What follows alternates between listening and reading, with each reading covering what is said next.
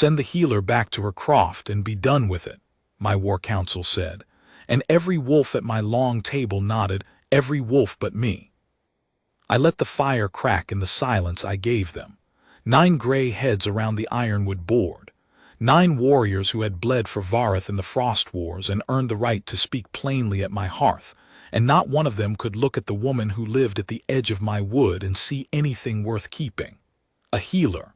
No pack blood in her veins. No wolf under her skin. A low-born woman with herb-stained fingers who set bones and brewed fever teas, and asked for nothing but a roof, and the right to be left alone. She has tended this hold for 2 winters, I said. And in 2 winters she has not once shifted, nor howled, nor sworn the pack oath, Brannock answered. He was the oldest of them, iron-bearded, and he had carried me on his shoulders when I was a pup who could not yet keep his feet in the snow, so I let him say what the others only thought. A stranger at your gate when the reavers come to parley, my king. A woman no one can vouch for in your hall near your wards, on the very night you sit down across from the Sarn. It is a needless risk. Send her to the far crofts until the treaty is signed. After, bring her back if it pleases you. If it pleases you, as though she were a hound I favored. I did not tell them the truth, because the truth had no place at a war council, and I did not have the words for it besides. The truth was this.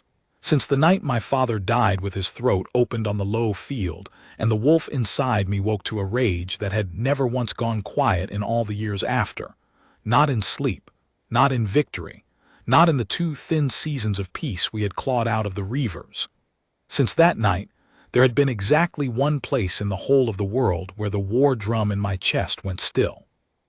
It was a low croft at the edge of my wood, with a thatch that needed mending and a garden of bitter green, and a woman in it who never once looked at me as though I were a king. How many winters have you sat this council, Brannock? I said. Since before you could hold a blade, my king. And in all those winters, have you known me to keep a thing near me that was not of use to Vareth? He was quiet. The others were quiet. Old Mara, who kept the hold stores and missed nothing, watched me with her narrow eyes, and I saw her understand something before the rest of them did, because women who keep stores learn to read what a man protects. No, Brannock said at last, I have not. Then trust that she is of use and that I know it and that I will not tell you how. I rose, and the council rose with me because a king rises last and stands first. She stays. The matter is closed. See to the doubling of the gate watch and the counting of the reaver escort when they come, and leave the healer to me. They filed out into the cold with their doubts unspoken, and I stood alone before the dying fire, and my wolf paced the cage of my ribs the way it always did, restless, sleepless, listening for a blade. I thought of the smell of crushed sorrel leaf and cold iron that clung to her hands, and something in me eased that nothing else had ever eased, and I hated that I needed it, and I could not stop needing it. A king is not supposed to need a thing he cannot name. A king is not supposed to need it all. She stays, I told the empty hall, as though the hall had argued.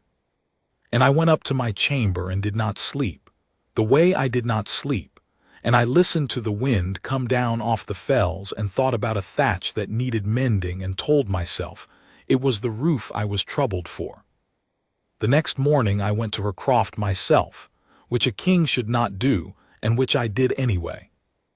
I told my gate wolves I was walking the perimeter, which was half a lie and half not. I did walk it, the long way, through the black-trunked pines with the last of the night frost still crackling underfoot, past the boundary stones my grandsire's grandsire had set, down to the fold of land at the wood's edge where the smoke of her fire rose thin and gray into the morning. And the whole way my wolf, which hated the open ground and the closed ground and the dawn and the dusk and everything between, grew easier with every step, until by the time her thatch came into sight through the trees the beast in me had gone as quiet as a hound at a warm hearth, and I stopped and stood among the pines a while, just to feel it, before I let her hear me come.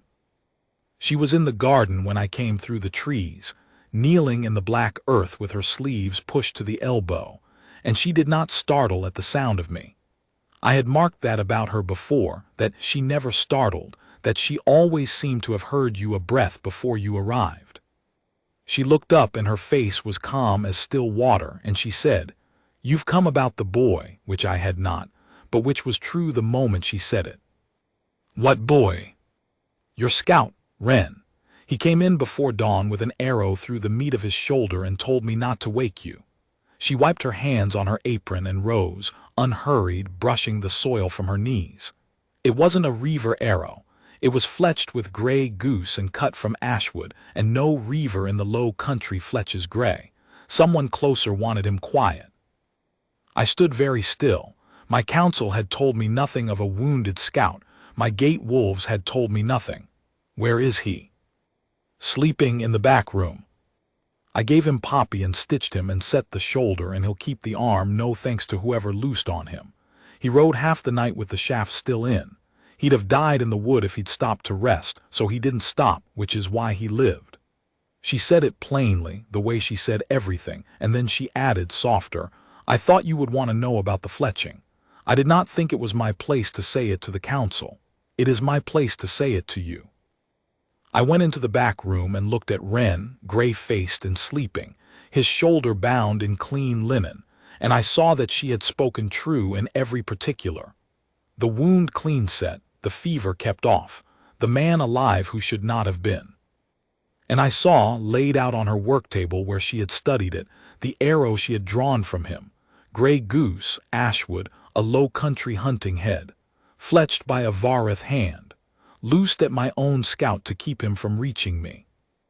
There are men who spend a lifetime learning to read a battlefield in a glance, to see the ambush in the tilt of the grass. I was one of them, and I had lived beside this woman for 2 winters and never once seen that she could read a wound the way I read a field, the arrows make, the archer's intent, the closer hand behind the reaver's mask. She had turned an injured shoulder into a warning about a traitor, and she had done it in the time it took to wipe her palms. "Who taught you to read an arrow?" I asked her. Something moved behind her eyes and was gone, quick as a fish under ice. "My mother kept a healer's house on a war road," she said. "You learn what carries men to your door." And she turned back to her work table and began cleaning it, and the matter was closed, and I let it be closed, but I did not forget the way she had not quite answered me. Let me tell you what she looked like, because I have carried it for the rest of my life, and I would set it down while my hand is steady. She was not beautiful the way the daughters of the great packs are beautiful, all cold silver and sharp bones, groomed from birth to sit at an alpha's side. She was brown as a wren and quiet as one. With dark hair she wore bound and hands that were never clean because they were always working, and a mouth that did not smile easily but meant it wholly when it did. Her worth was not written where a man could see it in a hall. You had to sit in a room with her while she worked, and feel the room grow calmer around her, and understand that the calm was coming from her, that she carried stillness the way other people carried noise. And there were the things I had begun to notice, though I did not yet know what they meant. She always sat where she could see the door. In 2 winters I had never once seen her put her back to an opening. When a cup fell, her hand was under it before it reached the table, too fast, faster than a healer's hands had any need to be. When we walked the wood together, which we had begun to do, she stepped without sound, and her eyes moved always to the high ground and the tree line, mapping cover, mapping the ways a thing might come at you. When a door banged in a wind, she did not jump the way a startled woman jumps. She turned, whole-bodied and low, toward the sound and away from it at once, and then made herself unwind deliberately, as though she had trained a long time to swallow a motion that came to her before thought. Small things, the habits of a woman who had learned somewhere to expect a blade. I told myself I noticed because I was a warrior and noticing was my trade. That was true. It was not the whole truth. The whole truth was that I noticed because I could not stop looking at her, and a man who cannot stop looking sees everything. That night my wolf woke me the way it always did, clawing up out of a dream of the low field and my father's blood black in the frost, and I lay in the dark of my chamber with my heart slamming and the beast in me straining at the leash. And I did the thing I had begun to do and was ashamed of. I rose, and I threw a cloak over my shoulders, and I walked out of my own hold in the dead of night like a thief, down through the sleeping wood to her croft, and I did not knock, because I did not have the courage to knock. I only stood outside her door in the cold, close enough to catch the smell of her banked fire and her drying herbs, and the war drum in my chest went quiet. That was all. That was the whole of it. I stood in the snow like a fool and let the silence she made pour into me, and after a while I could breathe, and after a while I could have slept standing up. And then her door opened. She had heard me. Of course she had heard me. She heard everything. And she stood in the gap with a candle and a shawl and no surprise on her face at all. And she looked at me, the Alpha King of Vareth, freezing outside her door at the black hour of the night. And she did not laugh, and she did not bow. She said, "You don't sleep." "No," I said. She looked at me a moment longer, and I could not read what moved in her face, only that it was not pity, and not fear, and not the calculation I saw in every other face that ever turned up to mine. Then she stepped back and held the door, and she said, "Come and sit by the fire then. You needn't stand in the cold to be near it." I do not know what she meant, the fire or her. I came in either way. We did not speak much those nights, and they became nights, more than one, more than I will confess to. She would make a tea that did nothing to my wolf a warrior's constitution could not shrug off, and yet everything, because it was her hands that made it. She would work at her table, sorting seeds, grinding roots, mending the endless small hurts of a hold full of rough people, and I would sit by her fire and feel the beast in me lie down for the first time since I was a boy, and neither of us named the thing that was happening. Sometimes she asked me things no one asked a king, not of the war or the treaty or the Reaver lords, the things every other tongue in Vareth wanted from me. She asked me whether I had eaten.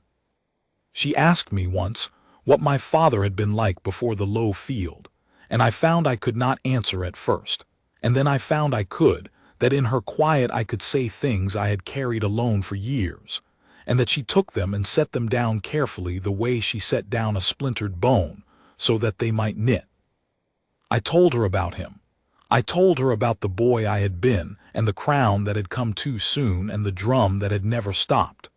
She listened the way she healed completely, with her whole attention, giving nothing back but the sense that she had heard, and that hearing had cost her something, and that she paid it gladly. And I saw more of her, in that firelight, than I saw of anyone. I saw the scars.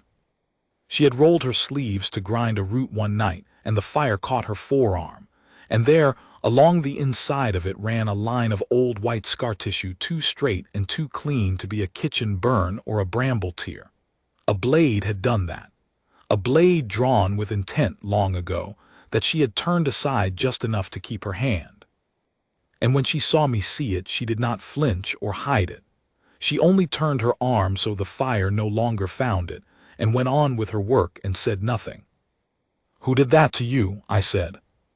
"Men who are dead," she answered, and there was no bitterness in it and no fear either, and that, the plainness of it, the way she said men who are dead the way another woman might say rain that has passed, that was the thing that made the hair rise on my arms, because it was not the voice of a victim who had survived. It was the voice of someone who had been the reason those men were dead. I did not ask her again. I told myself I did not ask because I did not wish to press her. The truer thing is that some part of me had begun to understand that there was a whole country inside this woman I had not been permitted to enter, and I was afraid that if I forced the gate I would lose the small, warm room she had already given me. So I sat in that room and was grateful for it, and did not look too hard at the locked doors beyond, and I told myself a king could be patient, when the truth was I had simply learned to be afraid of losing a thing for the first time in my life, and did not yet know that fear had another name. I will tell you now what I did not know then, because you should carry it into what comes next, so that when the blades come you understand what you are seeing. There was an order once, in the years before my grandsire's grandsire, called the Wardens of Elmore. They were not warriors, and they were not priests, and they were not healers, though the ignorant called them all three. They were all three at once. They took children with the gift for it, the stillness, the quick hands, the eye that reads a room, and they raised them in a grey house in the high fells and taught them the two arts that the world insists must be kept apart, the art of the hand that heals and the art of the hand that ends. A warden could set your shoulder or still your heart with the same knowledge, the same touch, the same terrible economy, and the whole discipline of the order was the wisdom to know which the moment asked for. They swore to guard the weak and mend the broken and shed blood only to protect, and they kept their second art hidden always, because a healer men do not fear is a healer men let close, and a warden's whole power was in being let close. They walked into the courts of cruel kings as physicians, and walked out having quietly turned a war. They sat at the bedsides of dying children and the bedsides of dying tyrants, and served both with the same steady hands. They were the most dangerous mercy in the world, and they asked for nothing, and they signed their work with no name. And they were hunted to nothing. A king of the Low Country 3 lifetimes ago decided that men and women who could kill as gently as they healed were too dangerous to permit. That a physician who could not be seen to be a threat was the worst threat of all, and he burned the grey house in the fells and put the order to the sword, root and branch, and salted the memory of them out of the songs. And the world forgot the Wardens of Elmore the way the world forgets everything it has murdered. Sorrel was the last. Her mother had been a warden, and had been a girl in the grey house on the night it burned, and had run into the fells with her master's batons in her hands and the master's blood on her dress, and had lived a physician on a war road, healing openly, guarding no one, hiding the second hand under the first. She had married a soldier who died and borne a daughter and raised that daughter in both arts and in the one law above them, hide the second hand, heal openly, guard secretly, be the healer no one fears, and you may yet do some good before they find you too. She had made of her daughter what the grey house had made of her, the stillness, the quick hands, the eye, and she had made of her, too, the fear, the great necessary fear that being seen was death, that to be known was to be burned. The scar on Sorrel's arm was from the night the Low Country men finally found her mother. Sorrel had been 14. They had come for the physician they suspected was more than a physician, and they had found her, and they had found the girl. What happened in that house Sorrel told me only once, and only in fragments, years later, and I will not set it all down here because it was hers and not mine to spend. I will say only this. The men who came into that house did not leave it, and the one who left it was a girl of 14 with a fresh white line down the inside of her arm and her dead mother's batons in her hands, and she walked out into the fells alone with the last law of her order ringing in her ears, stay hidden and live, and she obeyed it for 18 years. 18 years of healing strangers and letting none of them close. 18 years of being nothing but the hand that mends, because the hand that guards had cost her everyone she loved. She came to my wood at the far northern edge of the Low Country's memory, to a hold too poor and too cold and too honest to trouble a hunted woman, to be a healer no one would fear or follow or grieve.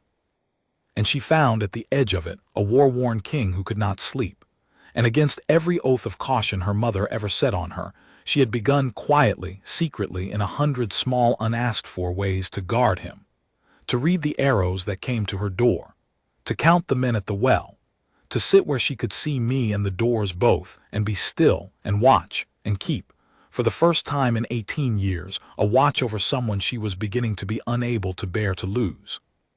She knew what that meant. She had learned it in fire. And she did it anyway, and told no one, least of all me, least of all the man for whom she was breaking the only promise that had kept her alive.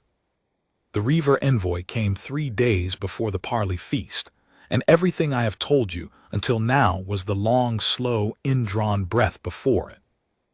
They rode in under the grey banner of truce parley, A dozen of them, hard men of the low country with their alpha's cousin at their head, a smiling wolf named Vale, all white teeth and open hands, who called me brother and cousin king and spoke of the long peace we would sign and the winters our children would share. My wolf did not like him. My wolf had not liked anything in years, so I did not trust my wolf's judgment. I only marked it and set it aside. We feasted them small that first night, and I watched Vale's men count my doors and my guards with their eyes the way I would have counted theirs, and I told myself that was only what men did, and I did not believe myself. Sorrel was not at that feast. I had not sent her away. I had told my council she would stay, and she stayed, but she did not come to the hall, and I found I was glad, and then I found I was troubled that I was glad, because the gladness meant I did not want the smiling Reaver's eyes to fall on her. And a thing you do not want a stranger to see is a thing you have already decided is yours. She came to me the next day, though, at the wood's edge where I walked to clear my head, and she fell into step beside me without asking leave, and for a while we walked in her good silence. Then she said, quietly, watching the tree line the way she always watched it, the one they call Vale. He wears a second knife in his right boot above the ankle, and he favors his left hand when he thinks no one is looking, which means the right is the one to fear. He has trained the strong hand to seem the weak, and that is not a thing an honest man troubles to learn. And there are more of his men in your walls than came through your gate. I counted them at the well this morning. 14. You feasted a dozen. I stopped walking. 14, I said. 14 at the well. There may be more I did not see. 2 of them are not Reavers at all, their boots are wrong, and their hands are soft in the wrong places, and they wear the low country's gray tunic. Sell swords, I think, or men of yours. She said it without weight, as though she were telling me the herbs were low. I would look very carefully, Torin, at which of your own wolves has been closest to the Reaver escort since they rode in. An arrow was fletched by a Vareth hand and loosed at the one man riding to warn you. Someone here wants this parley to end in your hall, in blood, with you the one bleeding. Vale is the blade. The hand that holds it is behind you, at your own table, and I do not yet know its face, but I know its work, because I have spent my life learning the work of hands that mean to look like something they are not. I am the Alpha King of Vareth. I have led war hosts across the frost. I have killed men whose names still frighten children in the low country. And I stood in my own wood, and listened to a herb woman tell me the shape of the ambush I had felt coming and could not prove, laid out clean as a map, down to the knife in the Reaver's boot and the traitor at my own board. And I understood, at last and all at once, that I had been a fool, and that the fool's blessing was that my folly had put the one person in the world who saw the danger clearly close enough to warn me. "Who are you?" I said, "not who taught you. Who are you?"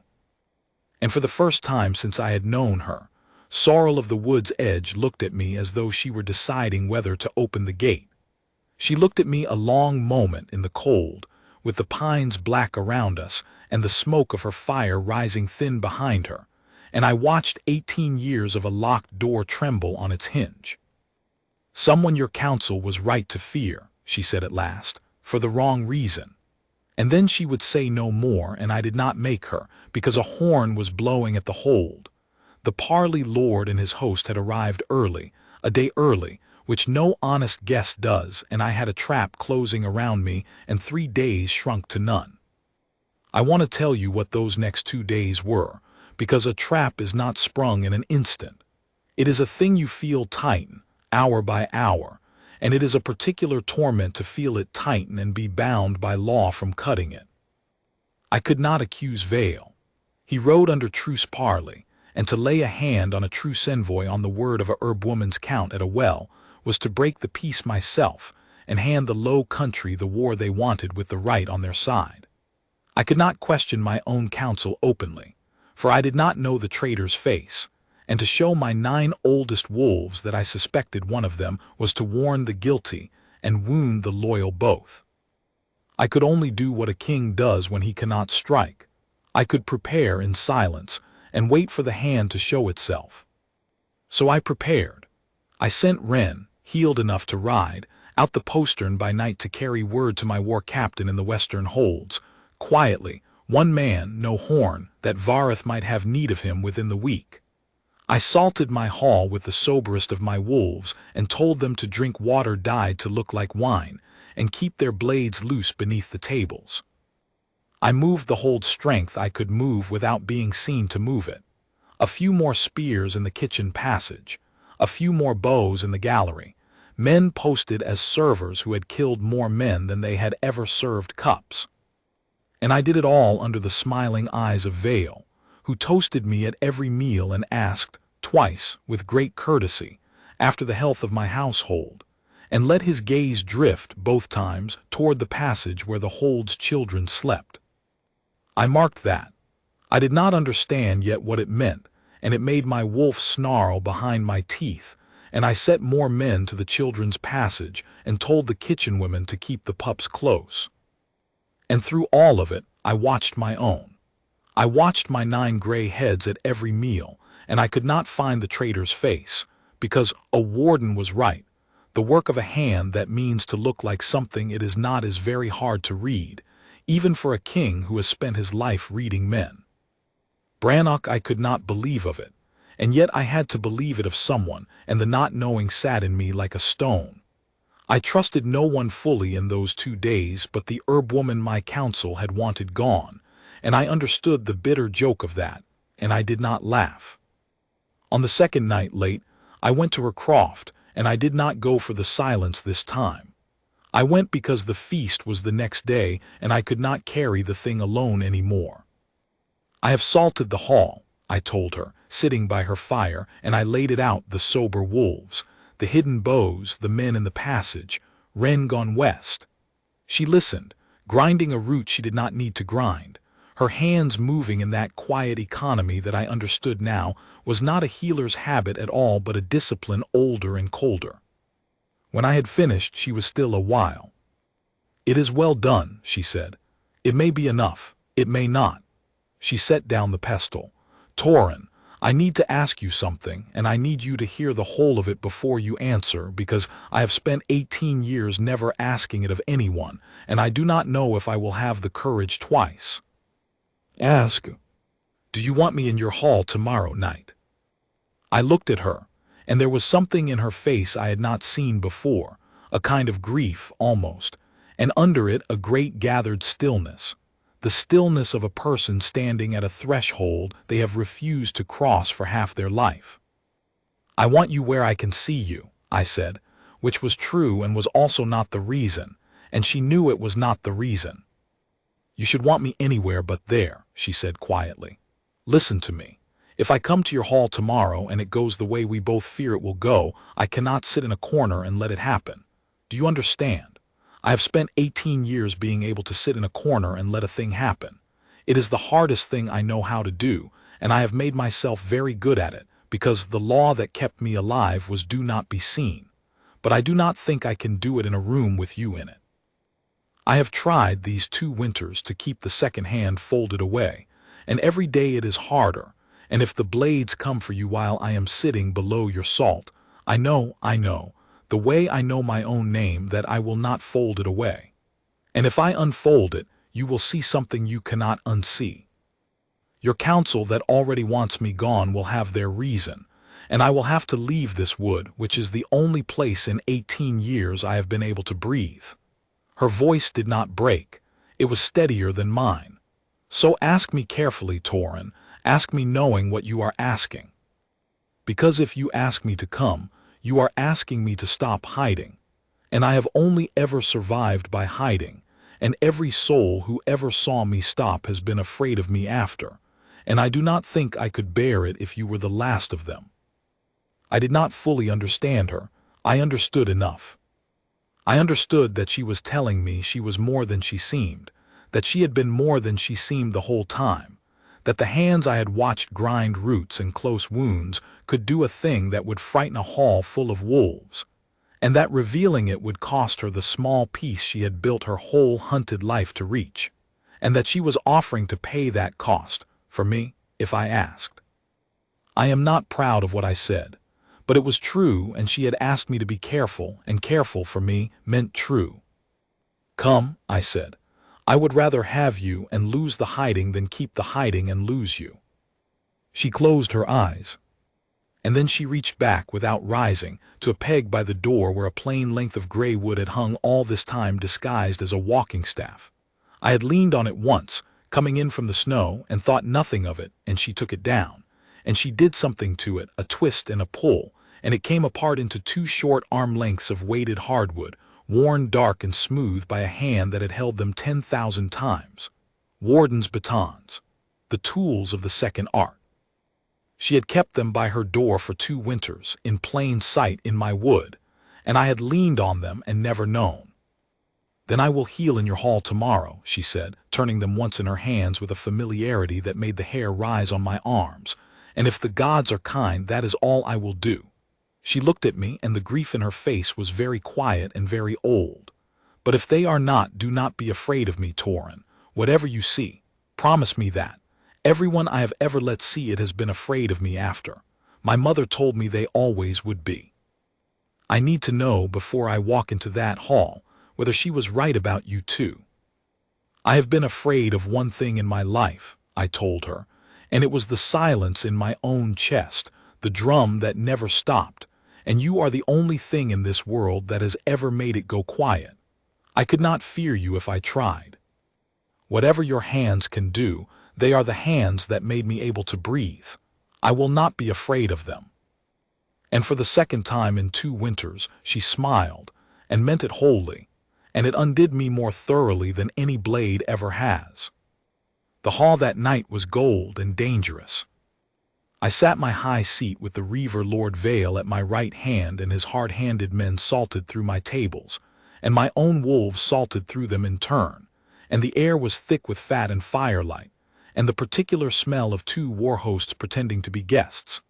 Vale had brought gifts, a cloak of low-country wool for me, a horn of southern wine, courtesies laid on thick as frost, and I took them and thanked him and watched his eyes and hated the smiling weight of the waiting. Sorrel sat below the salt, among the servers and the hold women, with a healer's satchel at her hip, as though she had only come to tend the cups that got broken and the fists that got thrown, which at any feast is honest work. She did not look at me.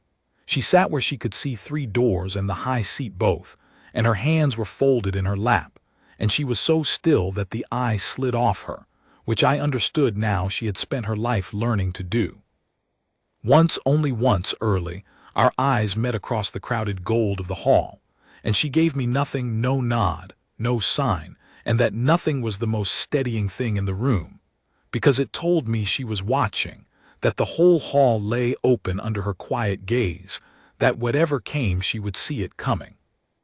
Vale made his toasts. He toasted the peace. He toasted my father's memory, which made my wolf snarl behind my teeth, and I let it snarl and kept my face still.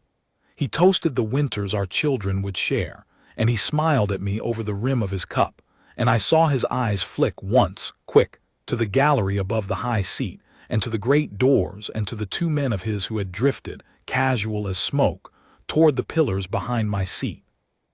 The knife in his boot, the right hand he pretended was weak, 14 men, not 12, the gallery, the passage to the children, behind me. I had perhaps a breath of warning. It was Sorrel who gave it to me, not a shout, nothing so crude. She simply stood, below the salt, and reached for a fallen cup that had not fallen yet, and in standing she put herself 1 long step nearer the high seat and turned her body to face the doors, and I saw her hands come out of her sleeves, and I knew. Then Vale flung his cup in my face and drew the boot knife with his good right hand, and the torches went out all along the north wall where his men had cut the ropes, and the reavers of the low country rose up out of my feast with steel in their hands to kill the Alpha King of Vareth in his own hall. I have been in 100 fights. I remember most of them the way you remember a storm, as noise and weight, and the animal work of staying alive. I remember that night differently.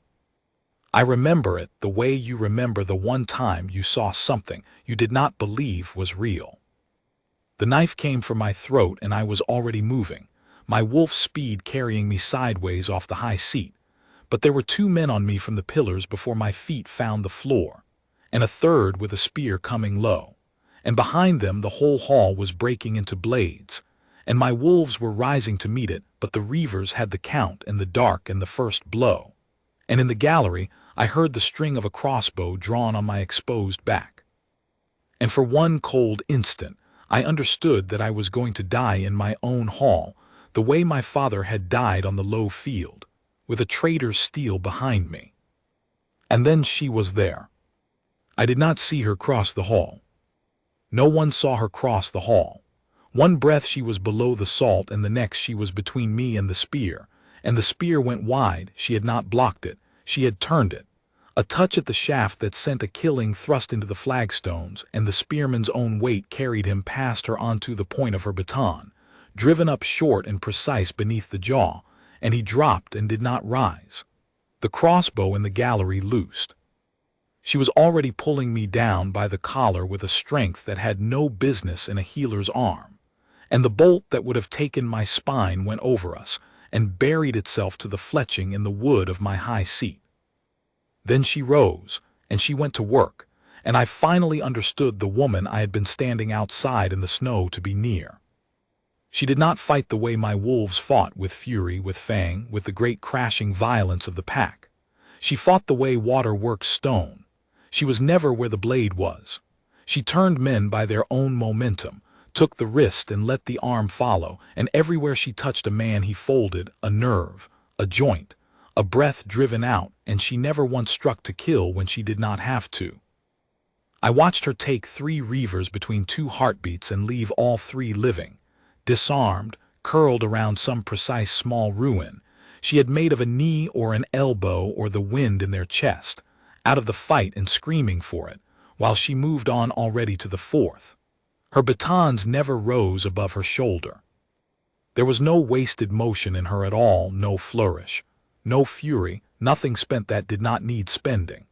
She was the most terrible thing I had ever seen, and she was gentle even now. She was a healer with her hands turned inside out, mending men into the shapes that would keep them from harming, and I understood at last why the Low Country kings had burned the grey house in the fells. A woman who can end you as kindly as she can save you is the most dangerous mercy in the world, and there is no cage that will hold her, because she is the cage. But it was not for me that she turned killer that night. I want that written plainly, because it is the whole truth of her. She could have stayed at my side and guarded the king and let the rest of the hall fall as it fell, and no one would have named it wrong. She did not. She held the space between the high seat and the great doors, held it alone, for the count of 30 against 6, while I fought my own way clear and my pack rallied behind me. And the reason she held it, the reason she stopped guarding secretly and let the whole hall see the warden of Elmore she had hidden for 18 years, was that behind those doors in the passage to the kitchens were the children. Vareth is a wolf-hold, and a wolf-hold at a feast keeps its pups near, the orphans of the Frost Wars, the small ones of the hold, bundled with the kitchen women in the warm passage behind the hall to sleep to the sound of the drums. Vale's men knew it. His eyes had gone to that passage twice at the table. Now I understood why. Their plan was not only to kill the king. It was to hold the young of Vareth and buy their retreat with them, or worse, and 3 of them broke for that passage in the chaos while the rest came for me. Sorrel got there first. She stood in the doorway to that passage, a herb woman in a plain wool dress, a satchel of salves at her hip, 2 lengths of grey wood in her hands, and 3 armed reavers came at her to take my hold's children, and she did not let them pass. Not one. The first she turned aside and put down before he understood she was more than an obstacle. The second she took low and hard and left folded against the wall, breathing, ruined. And the third, the last of them, a big man with a war axe who had seen what she was now, and came at her with the fierce strength of a man who knows he must kill or be undone. The third got inside her guard, and I saw the axe come down, and I saw her take the blow rather than yield the doorway.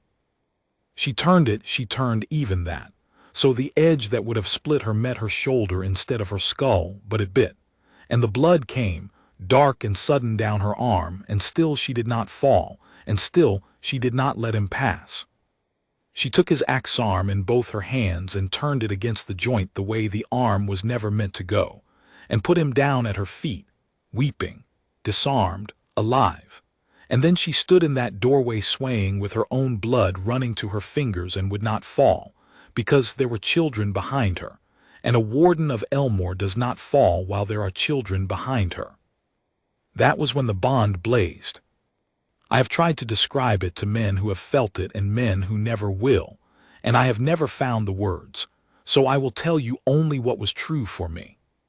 Since my father died, there had been a war drum in my chest that never stopped, a readiness, a listening, a fist that never opened, a watch I stood every hour of every day, because the one time a man of my blood had lowered his guard the world had opened his throat. It had gone quiet near her in her croft by her fire. I had thought that was the whole of the gift she gave me, that stillness borrowed for an hour and carried back into the dark. But standing in that broken hall with the blood roaring and my sword wet and my pack closing at last around the Reivers, I looked at the woman bleeding in the doorway to my children, bleeding to keep a watch she had every reason in the world to abandon, over young that were not hers, in a hold that had wanted her gone, and the war drum did not merely go quiet. It stopped. Not the pause of a held breath, it set down.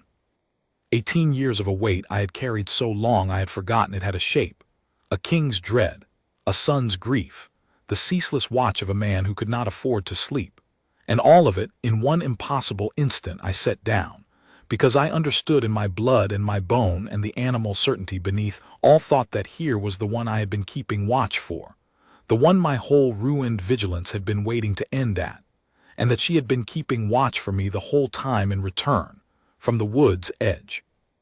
In secret, asking nothing, at the cost of the only law that had ever kept her alive. My wolf did not surge. It did not howl. It lay down in the middle of a battle and put its head on its paws and was, for the first time in my life, at peace, because its watch was over. She had it now. We would keep it together or not at all, and either way I would never again stand it alone. I killed Vale myself. I will not dress it up. He had put steel behind my back at my own table, and he had sent men for the little ones of my hold, and I gave him no gentle warden's mercy. I gave him a wolf's, and I do not repent it. The rest broke when he fell, the way a plan breaks when its center is gone, and my pack rallied now, the sober wolves and the hidden bows and the men in the passage all rising into the work at once, ran them down through the doused torches and the wreck of the feast, and it was over faster than it takes to tell, the way these things always are.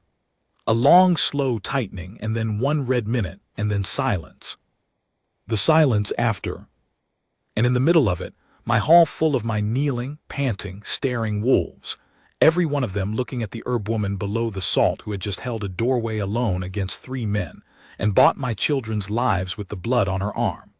The kitchen women had gathered the pups close in the passage behind her, and were staring at her over the children's heads with the same wide eyes as the wolves, the eyes that said, "What is she?" She had known this moment would come. She had told me it would. Everyone I have ever let see it has been afraid of me after.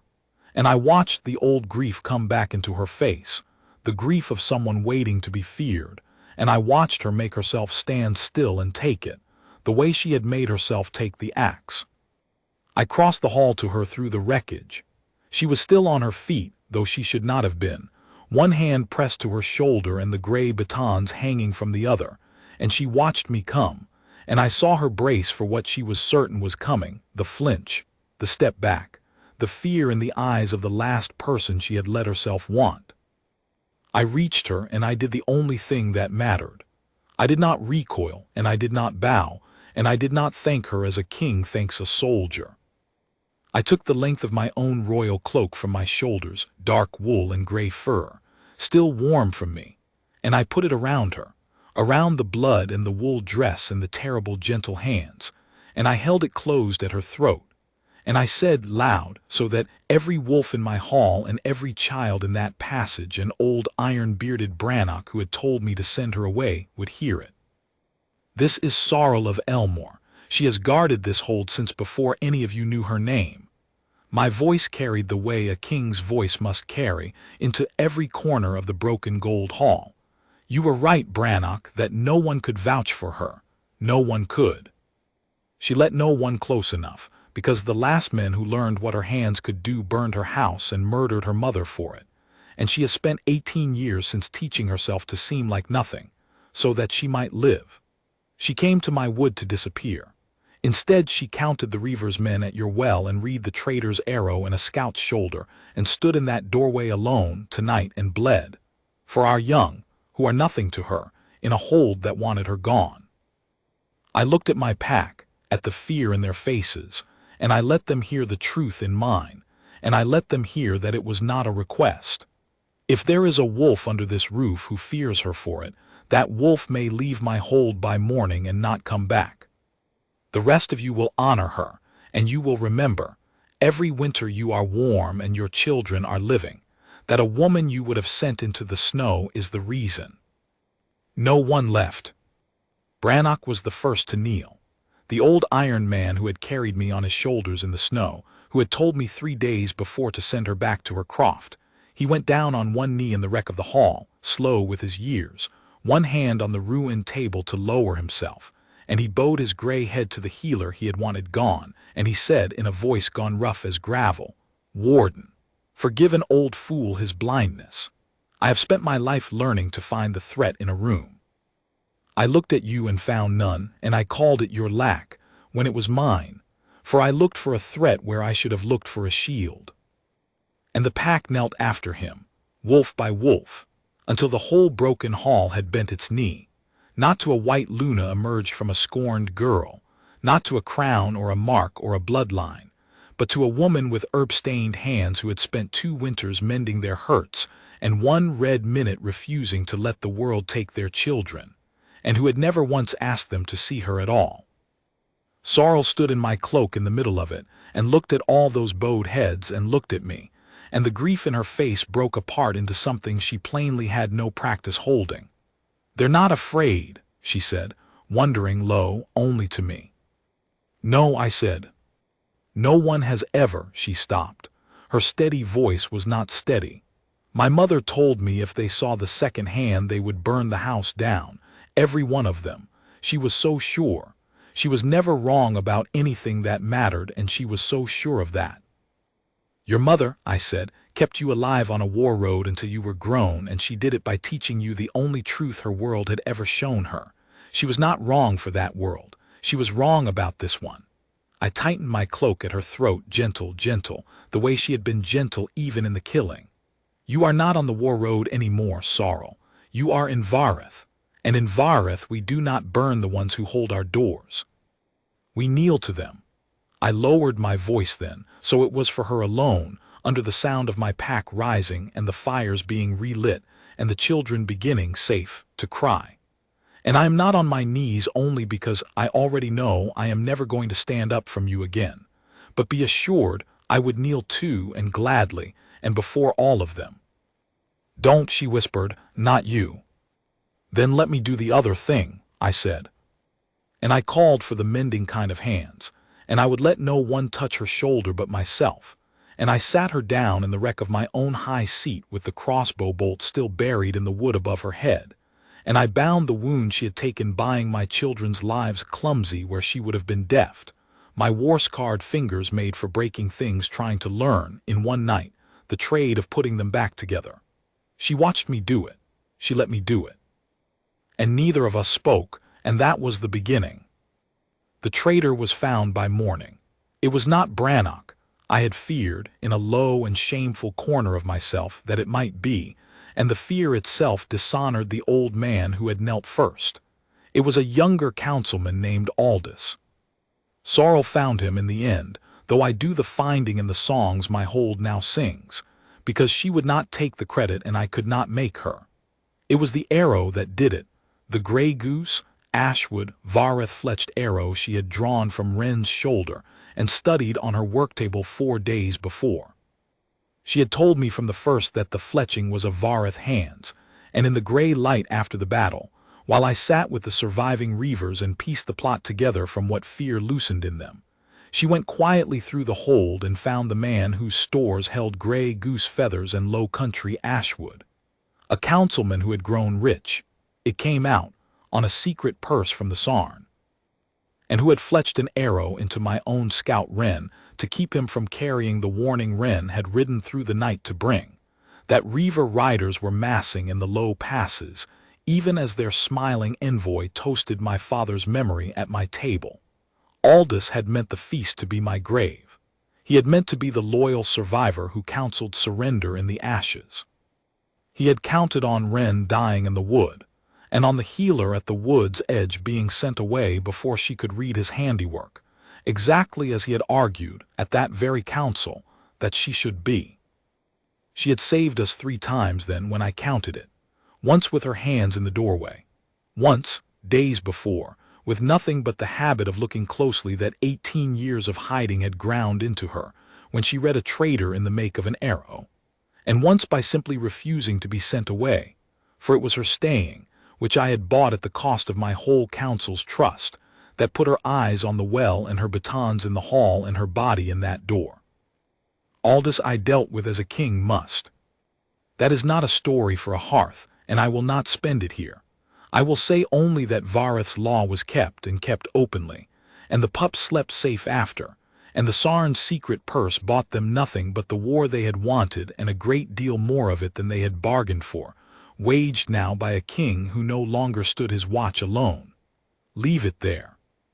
She did not go back to her croft. I did not order it. I would not have. I had learned better than to command a thing of a woman commanded all her life by fear.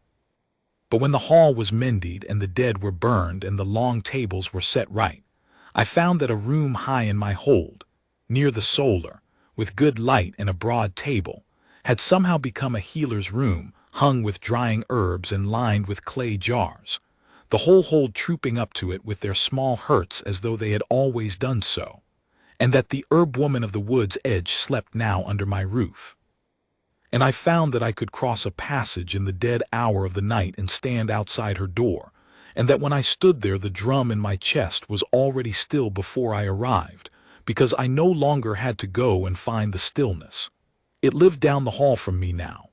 It had a name, and the name knew mine. We were slow.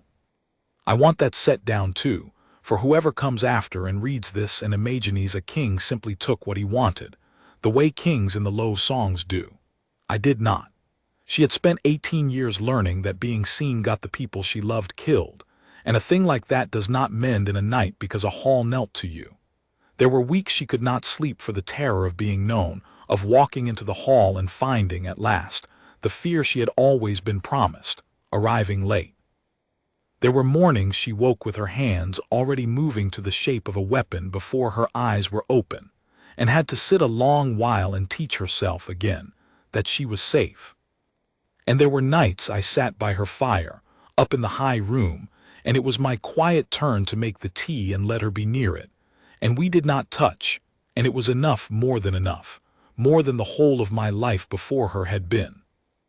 I told her things those nights that I had told no one: the low field, the throat, the boy king and the crown that came too soon, the exact shape of the drum. And she told me things when she could, one locked door at a time: the gray house, the fells, the batons in her mother's dying hands, the last law and the 18 years of keeping it. I did not press the doors. I waited outside them the way I had once waited outside her croft, and one by one, in her own time, she opened them and let me in, and I understood that this was the truest courtship there is, not to force the gate, but to be worth the opening. I was a king who had rejected every match my council ever brought me, the silver daughters of the great packs, the treaty brides, the careful alliances, because the war drum in my chest had left no room in me for anything but the war. And now the war was set down, and I found there was a great deal of room, and I did not fill it fast. I let her fill it at her own pace, the way you let a wound close from the inside so that it does not sicken and split. It was midsummer before I asked her, and I asked her the way she had taught me to ask, carefully, knowing what I was asking, and offering her, first and above all, the freedom to say no. We were in the solar in the long gold evening light, and her batons hung on the wall now beside her drying herbs, no longer hidden. She had put them there herself, one morning, without a word, and I had understood it for the enormous thing it was. A warden of Elmore hanging the second hand in the open, in the sight of everyone, for the first time in the history of her hunted order. And I had watched her that same afternoon do a thing more remarkable still. Teach 3 of my youngest wolves the first art, the one her order had guarded as jealously as the second, not the killing hand, but the reading of a wound, the stilling of a panicked heart, the setting of a bone. Because a warden of Elmore, she had decided, need not be the last of her order in a hold that would kneel to her instead of burn her. The gray house could be built again. The 2 arts could be taught again, and the wisdom to know which the moment asked for, which was the only thing that had ever made the wardens worth the fearing or the loving. I stood behind her at the window while she watched the light go down over the pines she had once lived among, and I did not put my arms around her, though I wanted to, because a man asks first. "Stay," I said, "not as my healer, not as my hidden shield. Sorrel, stay as the whole of what you are, both hands of you in the sight of everyone at my side as my Luna and my queen and my equal watch. I will not command it. You have been commanded enough by fear for one life. I am asking, and whatever you answer, you keep the high room and the honor of this hold and my cloak on your shoulders every winter you live. But I am asking you to choose me, out loud in the light, with nothing hidden, the way I have already, in every part of me that matters, chosen you." She was quiet a long moment. I had learned to love her quiet. It was never empty. It was a room she went into to weigh a thing, and she always came back carrying the whole of it. "When I was 14, she said at last, watching the light, and I walked out of my mother's burning house alone, I made myself a promise. I promised I would never again love a thing I could not bear to lose, because loving it was what got it burned. That was the lesson the fire taught me, and I learned it well. 18 years, Torin. I kept that promise 18 years. I healed 1,000 strangers and let none of them close. I set bones for people whose names I made myself forget by morning. I came to your wood to be a healer no one would ever fear or follow or grieve, to do a little good, quietly, and belong to no one, and never again stand in a burning doorway for a thing I loved." She turned from the window then, and she was not grieving now, and she was not afraid, and the last locked door in her stood open. Her steady eyes were wet and steady both, and she reached up and took my face in both her terrible gentle hands, the hands that could break a war-axe's arm or close a fevered child's eyes into sleep. And she held me the way she held everything she had decided to keep, carefully, wholly, memorizing the ground. "And then," she said, "I stood outside my own croft in the snow one night and let a sleepless king come in from the cold, because I could not stand to leave him out in it. That was the night I broke the promise. I have only been afraid ever since of you finding out that I had gone and loved a thing I could not bear to lose again, after everything, after I swore I never would." Her thumbs moved along the bones of my face. "I found out in a hall full of blood that you were not afraid of me. Do you know what that did? It undid the whole of the lesson the fire taught me. Because the fire told me that to be seen is to be burned, and you saw me, all of me, both hands, and you did not burn me. You put your cloak on me, and you knelt in front of your whole pack, or would have, and you called me by my order's name in a hall that had wanted me gone. 18 years, and you unmade it in a single minute, and I have been trying ever since to be angry at you for it, and I cannot, because I do not want the promise back. I would rather have the thing I cannot bear to lose and stand in the doorway for it, than be safe and alone and unburned for the rest of my life." "Then have it," I said, and my voice was not steady either. "Have it in the light out loud with nothing hidden, both hands." "Yes," she said, simply, the way she said everything as though it were the plainest fact in the world and always had been, only waiting for someone to finally ask. "I choose you, Torin of Vareth." I am done hiding what I am. Let them see all of it. Let them see that the healer had a second hand and used it to hold a door, and that the king saw it and did not run. And then the smile came, the whole one, the rare one, the one that meant it wholly. Everyone I ever let see it was afraid of me after. You knelt. I would kneel now, I said. I know, she said. Don't. I'd rather you stood beside me. I have had enough of people looking up at me from the floor in fear. Stand where I can see you, and I will stand where I can see the door, and between us we will keep a watch that neither of us has to keep alone.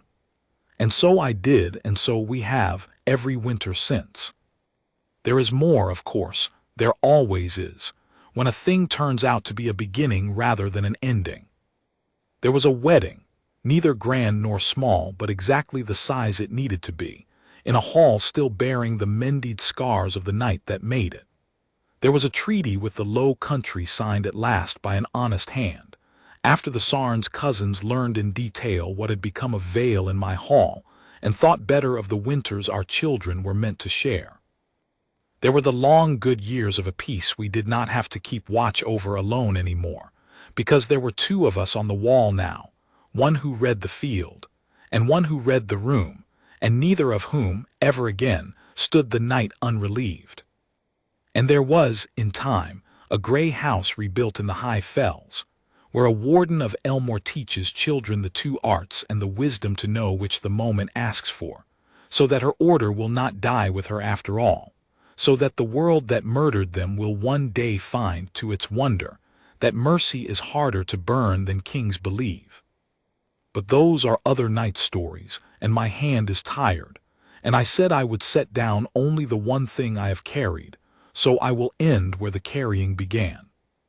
If you climb to the solar in my hold, even now, you will find the door, and beside the door two things hung on the same iron pegs, side by side, as though they had always belonged together, which I suppose they always had.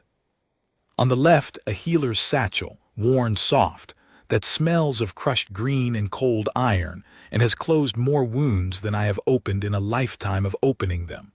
On the right, my sword. Her trade and mine, the mending hand and the ending one, hung together where every wolf of Vareth passes them a dozen times a day and thinks nothing of it, because in Vareth we have learned what the old kings burned a whole order to keep the world from knowing, that the hand that heals and the hand that guards are the same hand, and that the most dangerous thing in the world and the most tender is a person who has both, and chooses, every single day in the light where all can see it, to protect. She told me once in the firelight, before the blades, before the kneeling, before I knew the whole of her. She told me, do not be afraid of me, whatever you see. I never was. I only wish I had told her, that first night in the snow, what I understand now and did not have the words for then, that I had been afraid my whole life of the silence in my own chest, the drum that would not stop, the watch that would not end, and that she was the door I had been standing outside of all along, in the cold, without the courage to knock, waiting to be let in. She heard me before I knocked. She always did. She always will.